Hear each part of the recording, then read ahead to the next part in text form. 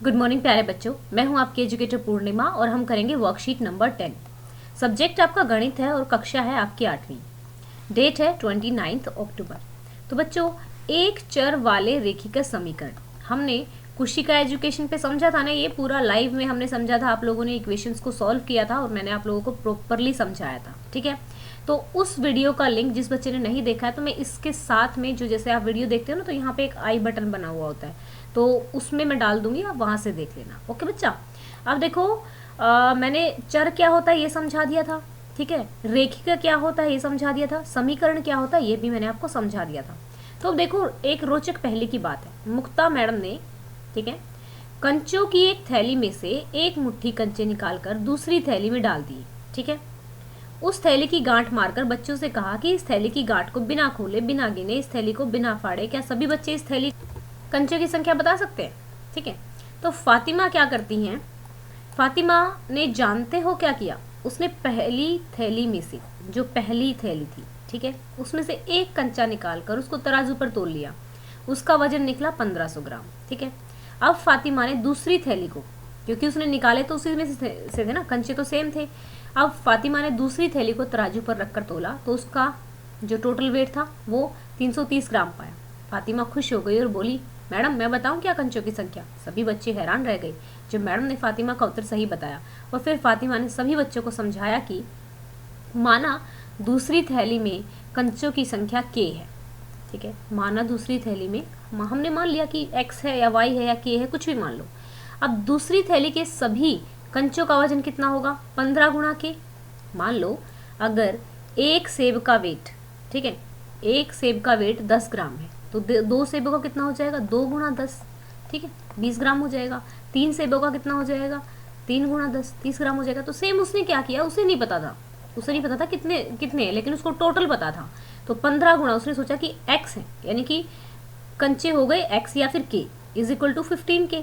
अब इन 15k का total, ये टोटल कंचे हो गए, टोटल कंचों का वेट कितना है? 330 ग्राम है। तो 15k, अभी देखो मैं यहाँ पे समझाती हूँ आपको, 1 मिनट रुको, प्लीज ले लेती हूँ यहाँ पे। ठीक है, जैसे क्या किया उसने, किस तरीके से किया है, 1 मिनट भाई बच्चों, पहले ले लेते हैं ये वाला। 15k is equal to total कितना वेट है? 330। ठीक है, मैंने क्या सिखाया था आपको लाइव क्लास में? सिखाया था ना यही कि जब ये मल्टीप्लाई में होता है, 15k का मतलब है ये इसके मल्टीप्लिकेशन में है। ठीक है, और जब मल्टीप्लिकेशन में से कोई चीज़ उधर जाती है, ठीक है, दूसरी तरफ जाएगी, बराबर के उधर जाएगी, ठीक है, बराबर के जब भी बराबर से साइड शिफ्ट करेगी तो क्या हो जाएगी? मल्टीप्लाई में होगी तो उधर जाके क्या हो जाएगी? भाग हो जाएगी। जमा में होगी तो दूसरी साइड जाएगी तो क्या हो जाएगी? घटा हो जाएगी, है ना। और भाग में होगी तो दूसरी साइड जाएगी तो गुणा हो जाएगी। ये चीज़ मैंने आपको सिखाई थी। अगर नहीं पता किसी बच्चे को तो लाइव सेशन देख लेना, जो मैं इसमें अटैच कर दूंगी। ठीक है, तो k इज इक्वल टू, देखो बहुत अच्छा हो गया, हमने पहले से इसको k इज इक्वल टू 330। बहुत सारे बच्चे इसको खुद कर पाएंगे, और जिस बच्चे को, जो बच्चा इसको खुद कर पाएगा वो मुझे कमेंट करके ज़रूर बताएगा कि हमारा जो लाइव सेशन हमने लिया था वो इस वर्कशीट को हल करने में कितना काम आया। ठीक है, हमने ये कर लिया। अब आप लोगों को काटना आता होगा, काटना आता है तो ठीक है, नहीं तो क्या करो, यहाँ पे भाग करके देख लो ऐसे। ठीक है, 15 दूनी 30, ठीक है, बच गया 3 0, 15 दूनी 30।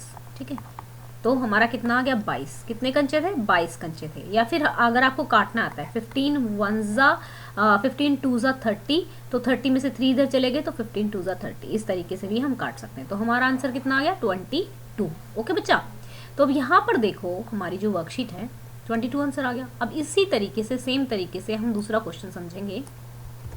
हमने देखा कि तराजू समता का प्रतीक है। तराजू समता क्या होता है? इक्वलिटी, यानी कि तराजू किस लिए, तराजू में हम चीज़ें किस लिए रखते हैं? बराबर करने के लिए, है ना भाई। 1 किलो का बाट यहाँ पर रख दिया, 1 किलो का वेट रख दिया, बाट बोलते हैं वैसे इसको हिंदी में, और यहाँ पे 1 किलो सेब रख दिए ताकि बराबर हो सके, इसीलिए हम, तो क्या हो गया, इसको तराजू एक तरह से समता का प्रतीक होता है।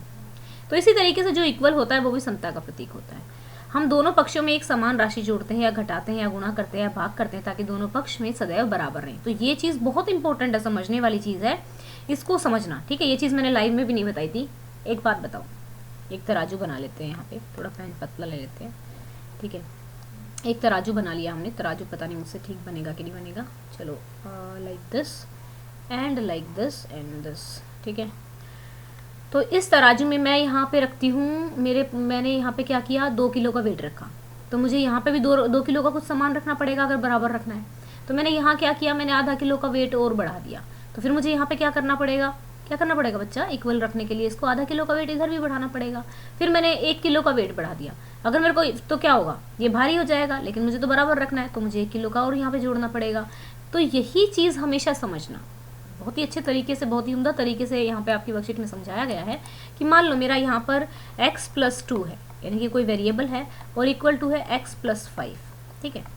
तो मेरे को इनको दोनों को बराबर रखना है, तो मैं यहाँ पे अगर मैं यहाँ पे भी 8 जोड़ दूँ और यहाँ पे भी 8 जोड़ दूँ तो ये बराबर रहेगा, या यहाँ पे भी, यहाँ से मैं 8 घटा दूँ या यहाँ से भी 8 घटा दूँ तो तब भी ये बराबर रहेगा। क्यों, ध्यान से समझेंगे यहाँ पे। अब देखो, अगर मैं यहाँ से 1 किलो यहाँ से 1 किलो यहाँ से कम करती हूँ तो ये कम हो गया, ठीक है, तो मैं यहाँ पे भी 1 किलो कम कर देती हूँ तो बराबर हो जाएगा, है ना। तो यानी कि अगर हमें दो चीज़ों को बराबर रखना है, दोनों चीज़ों में से हम घटाते हैं, दोनों चीज़ों में जमा करते हैं, दोनों चीज़ों में इक्वल चीज़ घटाते हैं, इक्वल चीज़ बढ़ाते हैं, तो वो बराबर रहेगी। ओके, ये चीज़ आपके बहुत ज़्यादा काम आने वाली है, ध्यान रखना इस चीज़ को, ठीक है। लाइव सेशन में भी इसको सीखेंगे, मे बी शाम को देखते हैं, अगर लाइव सेशन ले पाई तो। प्रॉब्लम क्या हो रही है, लाइव सेशन लेना चाहती हूँ मैं, लेकिन खांसी बहुत ज़्यादा आ रही है, बाकी तो सब कुछ ठीक हो गया। एंड कॉन्ग्रेचुलेशन तो मैं इसी में बोल देती हूँ, 80 के हो गए हैं हम लोग, थैंक यू फॉर एवरीथिंग। तो 80,000 हो चुके हैं हम लोग पूरी फैमिली बन के। तो इसको सेलिब्रेशन करेंगे जैसे ही थोड़ा सा गले में ये रहेगा कि हाँ खांसी ना आने के अनुसार से। रवि के पास, अभी पढ़ लेते हैं, रवि के पास 5 अधिक पेंसिलें हैं। यदि दोनों के पास कुल 19 पेंसिलें हैं तो रवि और मीना के पास कुल कितनी राशि है। तो मैं मान लेती हूँ कि रवि के पास, माना मीना के पास, ठीक है, पेंसिलें हैं 5, मतलब मुझे नहीं मालूम है कितनी पेंसिल है।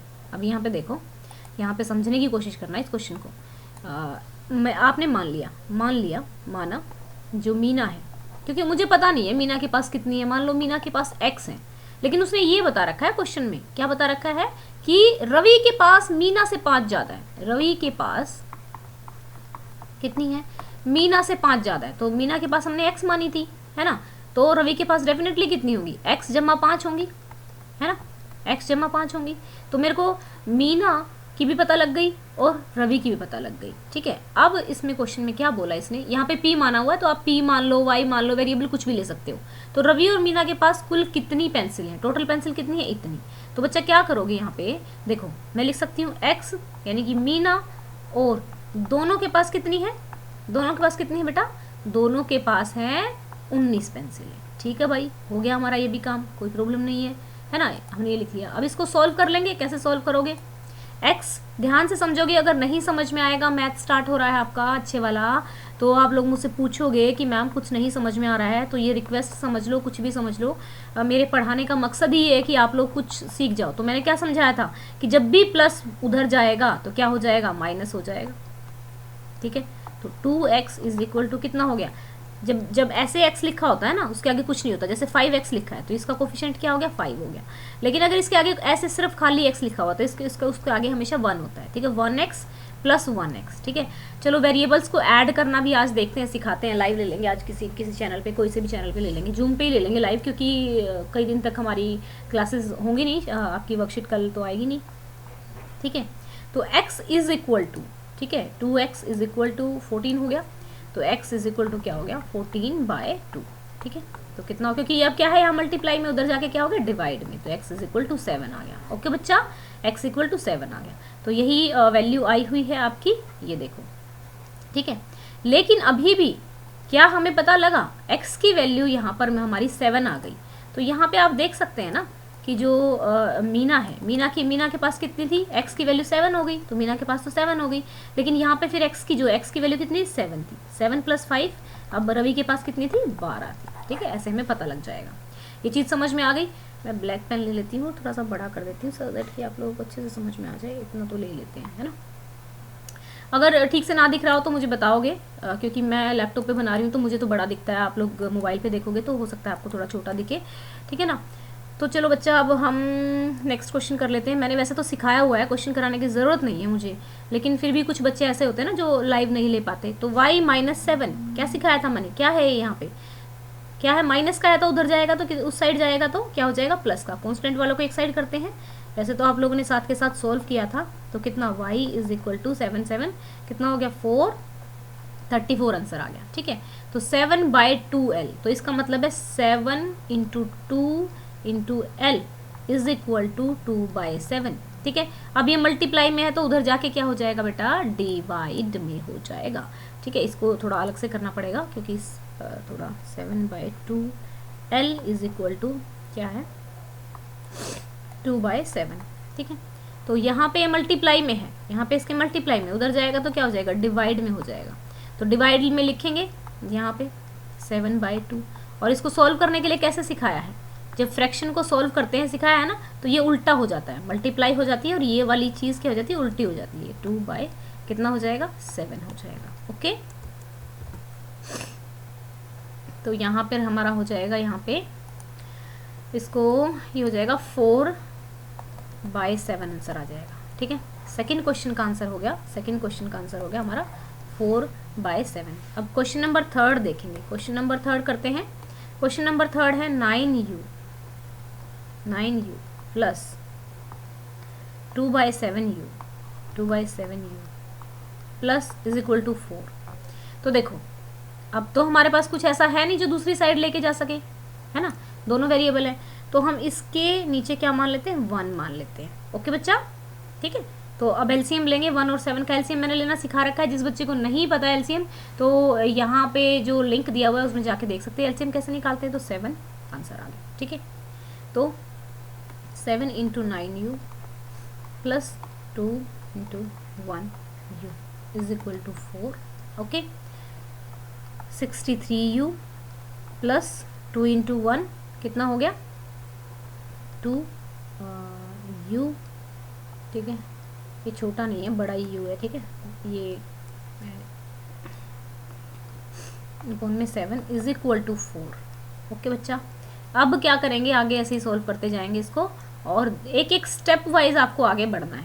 ठीक है, तो 65u, अब ये यहाँ पे किस में है, डिवाइड में है, तो उधर जाके क्या हो जाएगा, मल्टीप्लाई में। 4 × 7 65, तो यहाँ पे भी किस में था, मल्टीप्लाई में था, उधर जाएगा तो क्या हो जाएगा 28/65। ठीक है, आंसर हमारा क्या आ गया, u की वैल्यू कितनी आ गई 28/65। डरना नहीं है कि थोड़ा अजीब सा आंसर आ रहा है, कुछ डरने की ज़रूरत नहीं है, बस क्वेश्चन करना है। इन क्वेश्चंस की हम बच्चा प्रैक्टिस भी करेंगे, इन क्वेश्चंस की अच्छे से प्रैक्टिस कर लेंगे, क्योंकि इसकी प्रैक्टिस हो जाएगी तो आप लोगों को फिर प्रॉब्लम नहीं आएगी चीज़ें सॉल्व करने में।